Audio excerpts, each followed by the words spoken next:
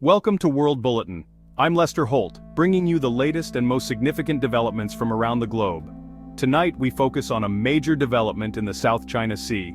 The Philippines has made a decisive move by re-establishing a permanent presence at Escoda Shoal, also known as Sabina Shoal. This strategic location has been a point of contention for years.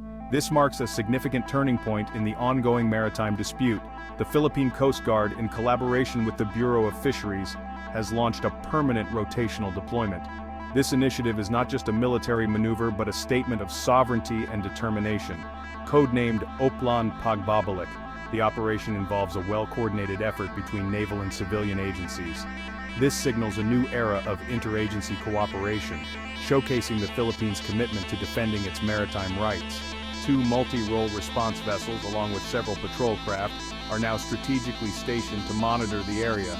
Their presence is crucial in supporting Filipino fishermen and ensuring their safety in these contested waters. This bold move directly challenges China's maritime militia, which has long sought to assert dominance over these waters. The Philippines is standing firm, refusing to be intimidated by external pressures. Escoda Shoal, located within the Philippines' exclusive economic zone, has been a flashpoint for years. Filipino fishermen have often faced harassment and been driven away, but now they have renewed hope and protection. Manila's message is clear and resolute. It will not abandon its maritime territories. The government is committed to safeguarding its sovereignty and the rights of its people. The deployment is a lawful assertion of jurisdiction, aimed at protecting vital marine resources and the livelihoods of countless Filipinos who depend on these waters. By re-establishing its presence, the Philippines is turning legal victories and diplomatic rhetoric into tangible action. This is a testament to their resolve and strategic foresight.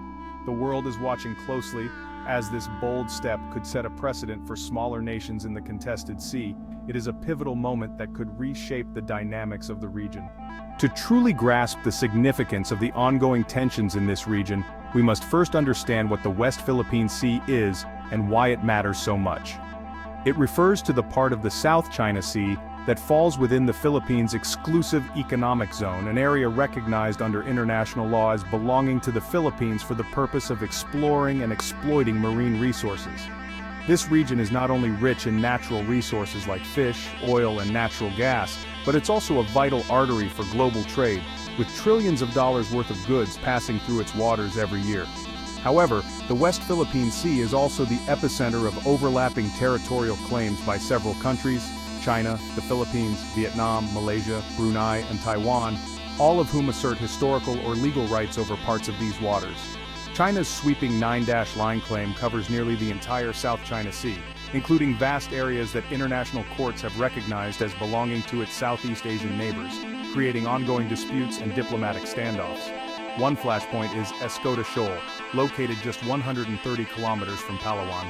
Its proximity to the Philippine mainland and its rich marine resources make it a prime target for foreign encroachment and a symbol of the broader struggle for control in the region. Over the past decade, China has rapidly constructed artificial islands, deployed military installations, and used maritime militias to intimidate Filipino fishermen and patrols, escalating tensions and raising concerns about freedom of navigation and regional security. The Philippines' renewed presence at Escoda Shoal is a direct response to years of coercion and aggressive actions, signaling a decisive shift from cautious diplomacy to a more active and assertive defense of its maritime rights and sovereignty. The legal and diplomatic landscape in the South China Sea has shifted dramatically since the landmark 2016 Arbitral award, a decision that continues to shape regional dynamics nearly a decade later. The ruling categorically invalidated China's expansive 9-line claim, which had long been a source of tension and uncertainty in the region. It also affirmed the Philippines' sovereign rights over key maritime features, including Escoda Shoal, strengthening Manila's position in the West Philippine Sea and providing clarity on maritime entitlements. While China continues to reject the ruling and maintains its activities in disputed waters, the decision has given Manila a robust legal and moral foundation to assert its claims and rally international support. The Philippines now leads a growing coalition of nations committed to upholding a rules-based international order, emphasizing the importance of international law in resolving disputes. By consistently raising the issue in global forums such as the United Nations and forging new security partnerships, Manila has elevated the South China Sea dispute to a matter of international concern. The United States, Japan, Australia, and major European powers have all publicly endorsed the arbitral ruling, lending significant diplomatic weight to the Philippines' position. This unified stance has increased diplomatic pressure on China, making it harder for Beijing to ignore international norms and expectations. Joint naval exercises, intelligence sharing agreements, and coordinated patrols have further strengthened Manila's security posture, demonstrating a collective commitment to regional stability. The Philippines also meticulously documents and publicizes incidents of harassment and incursions, ensuring that violations are brought to light and not dismissed or forgotten. Through international media coverage, social media campaigns, and public rallies, Manila is actively shaping global opinion, countering disinformation, and rallying support for its cause. By combining legal action, diplomatic engagement, and public advocacy, the Philippines has significantly fortified its stance at Escoda Shoal, making its position more resilient than ever. This is more than just a military maneuver, it represents a comprehensive, legally and diplomatically fortified stand for sovereignty, stability, and the rule of law in the region. The Philippines' confidence is now backed by real improvements in military and maritime law enforcement. The Navy, once outdated, now fields modern frigates, corvettes, and patrol vessels, enabling sustained operations far from shore. The Coast Guard's expanded fleet, including large multi-role response vessels, allows for consistent presence in contested waters. These ships coordinate with smaller craft and fishing boats, creating a resilient network at sea. Investments in training, joint exercises with allies, and new surveillance technology have boosted domain awareness and rapid response. The goal isn't to match China's military might, but to deter aggression and document illegal activities. Enhanced capabilities give muscle to diplomatic efforts, making the return to Escoda sustainable.